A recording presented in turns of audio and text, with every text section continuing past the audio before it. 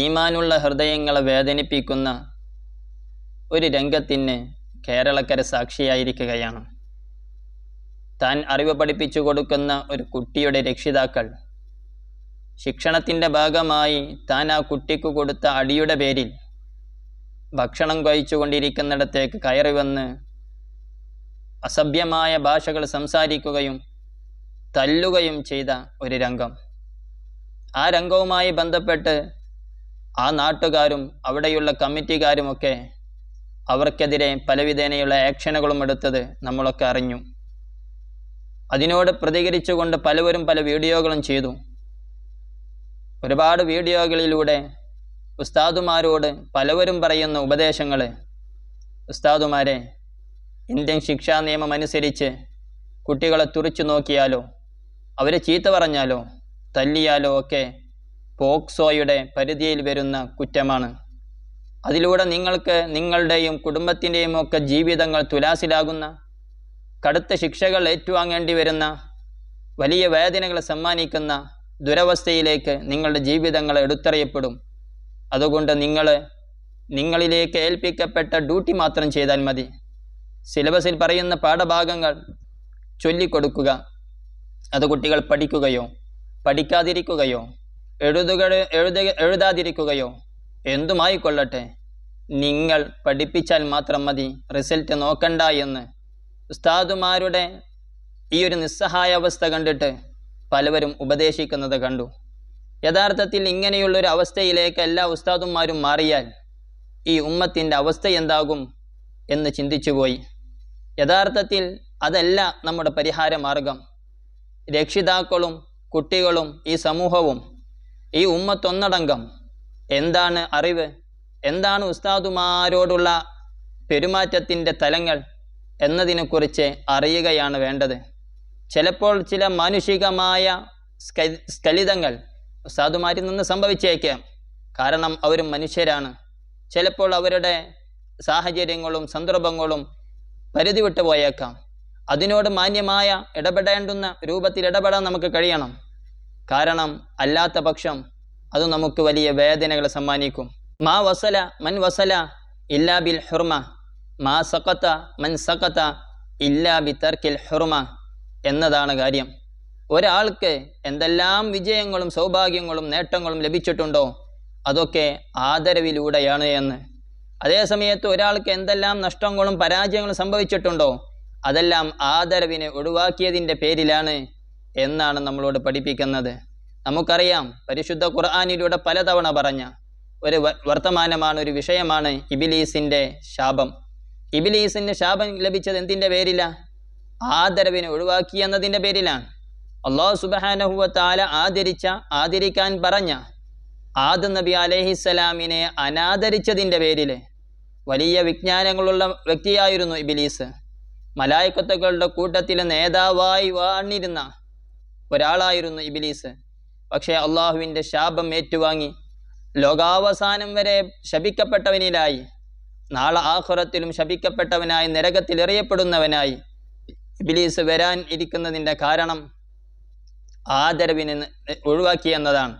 മഹാനരായ Ali bin Abi Talib റളിയല്ലാഹു അൻഹു പറയുന്നുണ്ട്, അന അബ്ദു മൻ അല്ലമനി ഹർഫൻ വാഹിദ, എന്നെ ഒരു അക്ഷരം പഠിപ്പിച്ച ആൾ, ആ ആളുടെ അടിമയാണ് ഞാനെന്ന്. അദ്ദേഹം എന്നെ വിൽക്കുകയോ അടിമ തന്നെയാക്കി വെക്കുകയോ എന്നെ മോചിപ്പിക്കുകയോ എന്തും ചെയ്തോട്ടെ, ഞാൻ അവരുടെ അടിമയാണ് എന്ന് അലി റളിയല്ലാഹു അൻഹു പറയുന്നുണ്ട്. എന്ന് പറഞ്ഞാൽ അത്രമാത്രം വലിയ മഹത്വമുള്ളവരാണ് തങ്ങൾക്ക് അറിവ് പഠിപ്പിച്ചു തരുന്ന ഗുരുനാഥന്മാർ. അവരെ ആദരിക്കുമ്പോഴാണ്, ബഹുമാനിക്കുമ്പോഴാണ് അറിവിന് ഉപകാരം ലഭിക്കുന്നത്, തൻ്റെ ജീവിതത്തിൽ വിജയം ലഭിക്കുന്നത്. അല്ലാത്ത പക്ഷം തനിക്ക് നഷ്ടങ്ങളും പരാജയങ്ങളും ആഖിറത്തിൽ തന്നെയും കൊടിയ പരാജയത്തിനത് കാരണമായി തീരുമെന്ന്.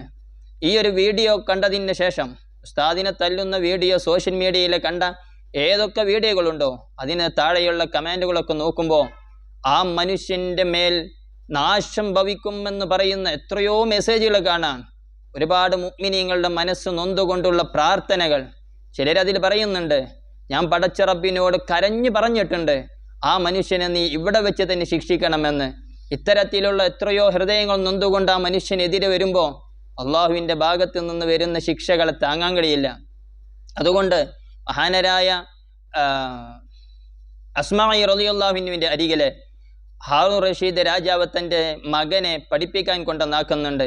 വിജ്ഞാനം നുകരാൻ വേണ്ടിയിട്ട് ഹാറൂൻ റഷീദ് രാജാവ് തൻ്റെ മകനെ അസ്മാഇ റളിയല്ലാഹുവിൻ്റെ മുന്നിൽ കൊണ്ടുവന്ന് ചേർത്തു.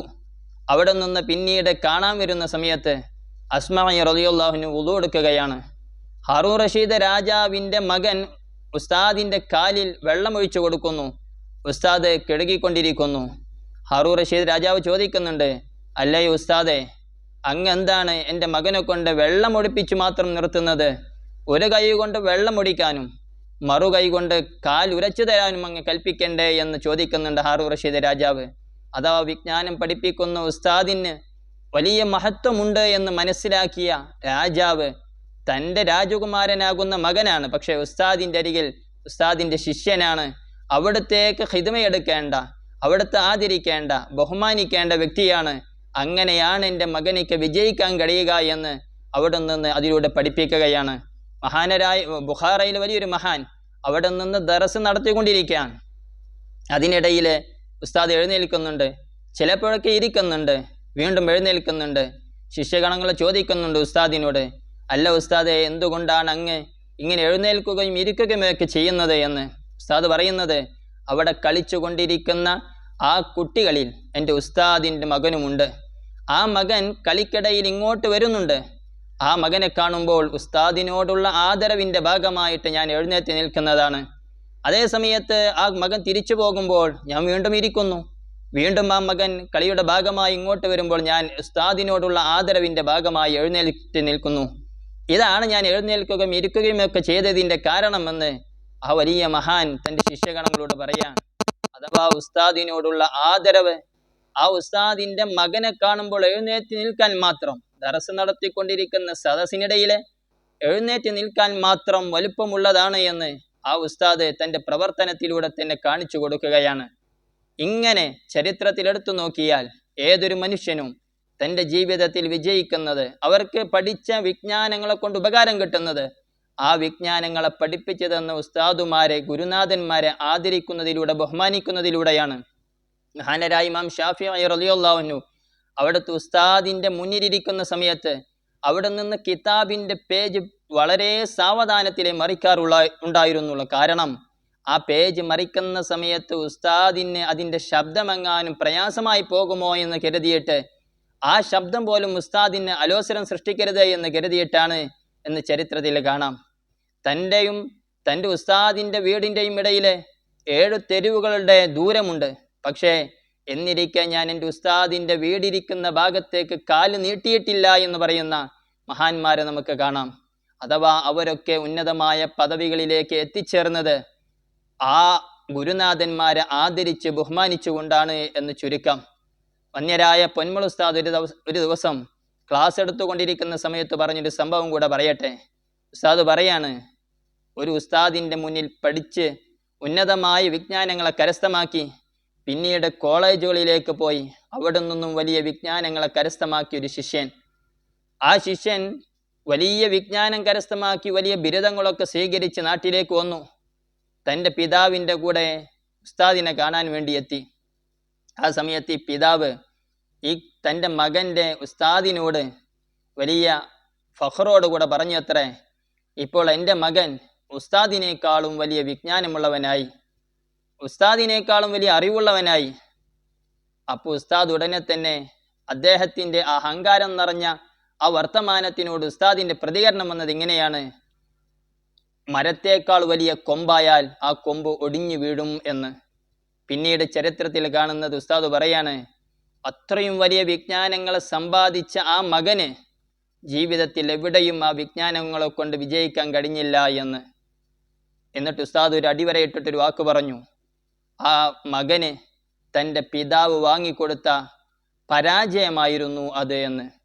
ആ പിതാവ് തൻ്റെ മകനിക്ക് വാങ്ങിക്കൊടുത്ത കുരുത്തക്കേടായിരുന്നു അത് എന്ന്. ഇതുപോലെയാണ് ചില രക്ഷിതാക്കൾ തങ്ങളുടെ മക്കളോടുള്ള സ്നേഹത്തിൻ്റെ കാരണം പറഞ്ഞ് ആ മക്കളെയും കൂട്ടി വന്ന് ഉസ്താദിനെ തല്ലുമ്പോൾ അതിലൂടെ അവർ വാങ്ങിച്ചു കൊടുക്കുന്നത് ആ മക്കളുടെ ജീവിതത്തിൽ വലിയ പരാജയങ്ങളെയാണ്. അവർക്ക് ഈ ഉസ്താദുമാർ പഠിപ്പിച്ചു കൊടുത്ത വിജ്ഞാനങ്ങൾ ഉപകരിക്കില്ല.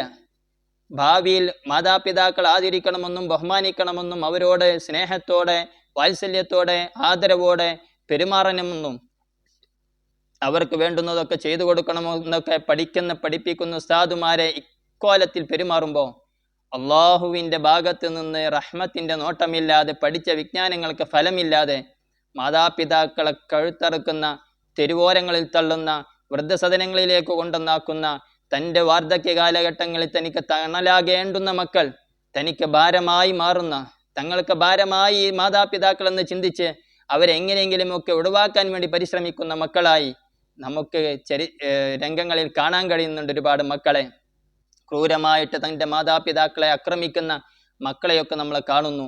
ആ തലങ്ങളിലേക്ക് തങ്ങളുടെ മക്കളെ വലിച്ചെറിയുന്ന രക്ഷിതാക്കളായി നമ്മൾ മാറാൻ പാടില്ല. മക്കളെ സ്വർഗത്തിലേക്ക് നയിക്കുന്നവരാകണം നമ്മൾ. അതിന് വേണ്ടത് ബഹുമാനിക്കേണ്ടവരെ ബഹുമാനിക്കാനും ആദരിക്കേണ്ടവരെ ആദരിക്കാനും പഠിപ്പിക്കുക എന്നതാണ്. അത്തരത്തിലുള്ളൊരു തലങ്ങളിലൂടെ നമ്മുടെ ജീവിതങ്ങളെ നമ്മൾ കോലപ്പെടുത്തി കൊണ്ടുപോകുക എന്നതാണ്. ഒരിക്കലും ആദരിക്കേണ്ടവരെ അനാദരിക്കരുത്. അത് നമ്മുടെ പരാജയത്തിന് വലിയ കാരണമായി ഭവിക്കും. അള്ളാഹു നമ്മെ വിജയികളിൽ കൂട്ടിത്തന്ന് അനുഗ്രഹിക്കട്ടെ.